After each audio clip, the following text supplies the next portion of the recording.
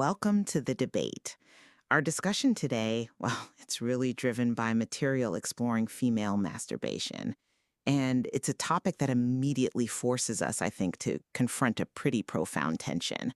A tension between, let's say, internal biological reality and external societal perception.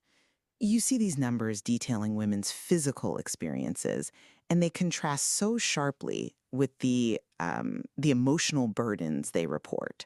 So, our central question today is this: does the primary importance of female masturbation lie in its inherent function, as a reliable, direct source of orgasm and essential self knowledge? Or alternatively, is its true significance fundamentally, well, relational and cultural, serving mainly as an index of and maybe a necessary resistance to deep seated cultural sexual inhibition? hmm And that tension, right, between the physical fact and the psychological weight, that's precisely what makes this source material so illuminating. It's a fascinating area for analysis, really. Exactly. So, my position is rooted in the inherent fact of female pleasure. I'm going to argue that the primary significance of masturbation rests in its intrinsic value. Its value as a source of self affirming pleasure, a kind of biological mastery that's valuable just on its own terms, regardless of how society might judge it. Okay. And I'll be arguing that while, yes, that pleasure is absolutely real, the primary significance of the practice, it's derived from its critical role as a mirror reflecting and, frankly, a necessary response to overwhelming cultural prejudice. The struggle, I think, is the main story here, not simply the physical success. Well, let's look at the empirical data then, because I think the argument for inherent value becomes almost self evident when you do. Masturbation is described right in the material as a cause for celebration. Now, why? Because it's such an easy and reliable source of orgasm for the majority of women studied. I mean, consider the figures, they're quite staggering. 82% of the women said they could masturbate and reliably achieve orgasm with ease, often in just a few minutes. And if you broaden that out a bit, 95% reported they could orgasm easily and regularly, pretty much whenever they wanted. Yeah, those figures are certainly remarkable, no question. And they're absolutely crucial to understanding female sexuality. But they're more than just statistics, aren't they? They feel like revolutionary claims that challenge, well, centuries of cultural myth. This ease, it directly confronts these entrenched and pervasive stereotypes. You know the ones. Framing female sexuality as complex, slow to arouse, heavily reliant on a partner's actions. The material actually suggests that female sexuality is in fact thriving, but it's often forced to exist, well, underground. And the importance here, I believe, is the deep self-discovery it allows. Masturbation offers a source of almost pure biological feedback. It establishes an internal reality. I know what I like, and I can produce it easily myself. This knowledge, it's essential. It allows women to, quote, know how to masturbate, know her own body. And that leads directly to self-confidence and self-determination, independent of any external validation. Okay, I fully accept those facts about physical reliability and ease. I do. But the great paradox here, the crux of it for me, is that this biological certainty is constantly undermined by severe psychological conflict. And it's the struggle against that internal conflict, the fight really for the right to accept the physical reality, that defines the experience's true significance. I mean, the psychological burden is just as explicit in the material as the physical pleasure is. Most women said yes, they enjoyed masturbation physically, but, and this is a big but, they usually did not enjoy it psychologically. They were racked by shame, by negative emotion. They reported feeling lonely, guilty, unwanted, selfish, often uncomfortable, or even deeply ashamed. And this widespread internal damage, it's clearly the result of, deeply ingrained prejudice. Therefore, the act becomes significant not just for what it is inherently, a pleasurable biological function, but for what it is required to overcome.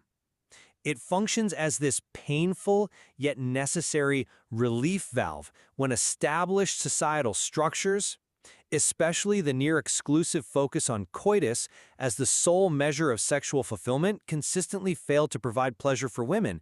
It's fundamentally a reaction, wouldn't you say, to a toxic environment. I think focusing solely on the reaction diminishes the primary, proactive role of the act itself. Let's just zero in on that physiological ease again.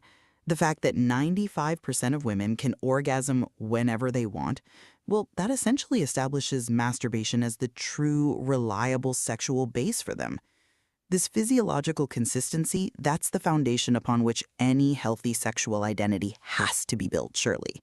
It's an internal truth that I argue inherently supersedes the relational or cultural expectations imposed from outside. And this fact, it challenges the assumption that women are sexually passive or somehow inherently difficult to arouse.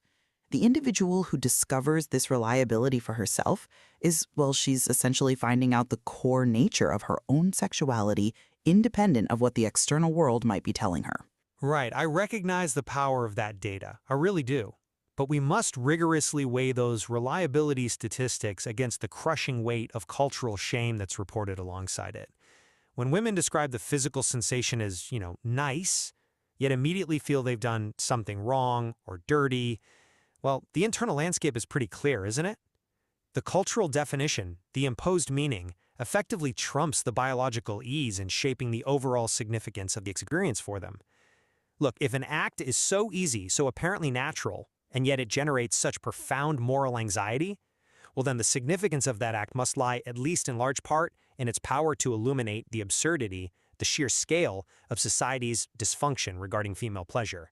It forces the women to confront the culture's lie head-on. If it were truly significant purely for its own sake, as just a simple pleasure, it wouldn't require such a massive psychological toll, would it? But doesn't the very fact that women use this reliable pleasure as a lever, as a tool, to fight the shame suggest that the inherent value is primary? I mean, this isn't just succumbing to oppression, it's active resistance powered by that pleasure. We see descriptions of it in the material as a sacred ritual, something initiated from a position of strength.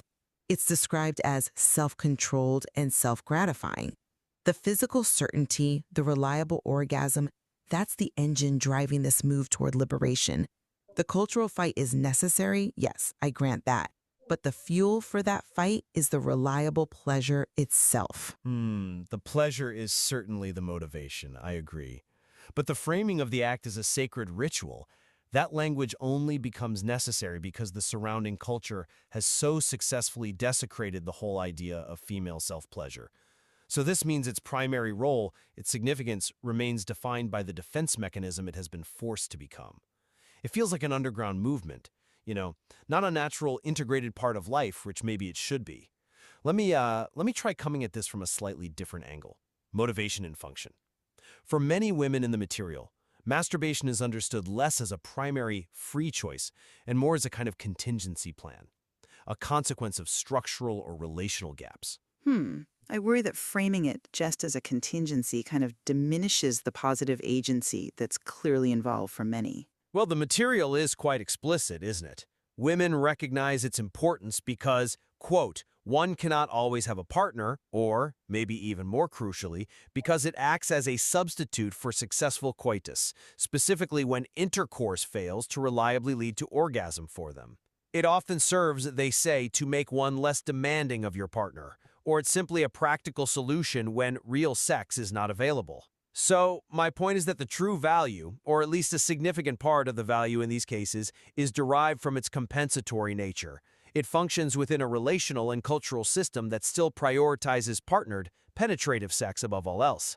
Masturbation is kind of forced into the role of being the solution for that system's inherent failures, for many women. The problem isn't the substitution itself, necessarily. It's the cultural infrastructure that defines orgasm during partnered sex as the only measure of successful or real sex, thereby automatically forcing masturbation into this secondary category of substitute or fallback. Okay, that's a compelling explanation of the cultural narrative. I see that. But I think that narrative fails to fully account for the crucial learning experience the women themselves describe. They don't just use it as a fallback, they actively use it as a school, a way to learn. They state quite explicitly that it taught me how to reach orgasm and allowed them to know how to enjoy their bodies. Now, that is the acquisition of crucial sexual mastery, isn't it? It's about self-sufficiency and a deep body knowledge that precedes and informs any partnered sex they might have. If a woman understands her own body, her own responses, she's acquired something absolutely foundational. It gives her, as one quote puts it, control over my own body. It's an expression of self-sufficiency and completeness. This acquisition of internal knowledge feels primary and enduring, whether or not a partner is present tomorrow. It's an investment in the self, not merely a fallback position because someone's unavailable. But surely this acquisition of knowledge often comes packaged with profound anxiety, which loops right back to the relational structure we were just talking about. I mean, have you considered the women who feel compelled to masturbate precisely because they cannot orgasm with a partner, and then they immediately fear they must be frigid? They worry they are screwed up because, as one put it, intercourse says you are screwed up if you can't orgasm that specific way. In those instances, the solitary pleasure, no matter how easy or reliable it is physiologically, actually reinforces a devastating feeling of failure within that relational context. So the act's importance is therefore defined by its failure to integrate into the socially approved schema. It confirms their inadequacy according to the prevailing cultural standard, rather than being celebrated purely for its success as an independent activity. The anxiety caused by a social construct becomes the emotional foreground, defining the meaning of the physical act itself. Yet even in overcoming that anxiety, masturbation is consistently described as giving women a sense of dignity, of allowing them to take responsibility for my own body. It is the practical path, perhaps the only reliable path for some, to self-acceptance. It's the physical mechanism allowing women to finally affirm, I am sexy, I am okay, I like myself. This self-acceptance, rooted in independent, reliable pleasure, that feels like the true core significance to me. The culture tries to define them negatively, sure, but the body offers this reliable, positive, undeniable counterproof. I'm still not fully convinced that the dignity is primary, or perhaps that it's not incredibly fragile because of the cultural context. The independence you speak of, well, it frequently emerges from feelings of isolation or even emotional incompleteness, doesn't it? Several women mention feeling self-conscious or embarrassed, or preferring masturbation precisely because they are more relaxed and less inhibited when alone. Some even admit that the practice feels a little lonely. And the intense secrecy, the deep guilt, these are massive indicators of the culture's hostility. We even have women admitting they, prayed for the strength to give it up because they truly believed they were sinners. Any dignity achieved in that kind of environment feels like it's achieved in spite of the prevailing culture, not because the act itself is fundamentally valued on its own terms. The sheer necessity of that tremendous psychological lift, the need to overcome concepts of sin and isolation just to feel pleasure, suggests to me that the cultural obstacle remains the dominant, defining feature of the whole experience. I see the isolation, perhaps, as a necessary protective measure in that context, not its defining characteristic. The act offers a moment of unburdened self-focus, away from judgment. The very fact that pleasure can be reliably obtained despite the isolation and secrecy, well, that demonstrates the resilience and the intrinsic strength of the biological drive itself. It's a form of rebellion that maybe requires retreat, but the ultimate goal is internal liberation. And eventually, the cultural judgment must, logically, yield to the individual's proven physical reality.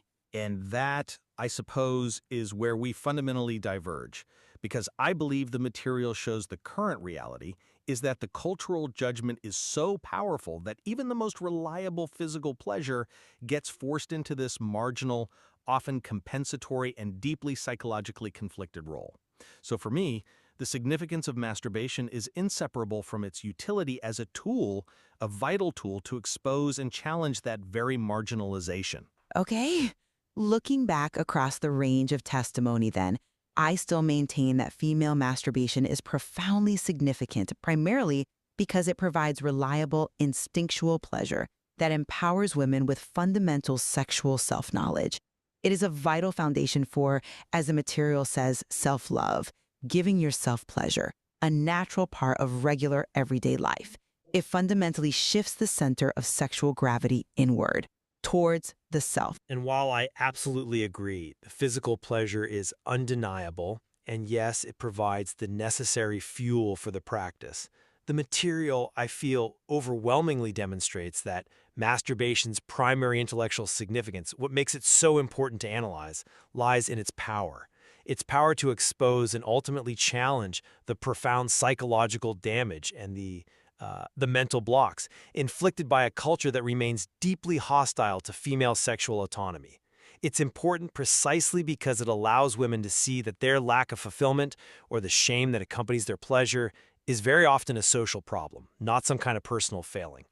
Well, we've both certainly drawn on powerful, specific evidence from the source material today, and it clearly illustrates the complex interplay between internal sexual reality and external societal constraint. Indeed.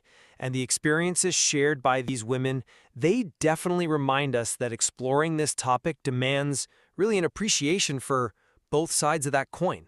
The easy accessibility for many of instinctual pleasure, and the often long, difficult road required for genuine psychological freedom from cultural mandate.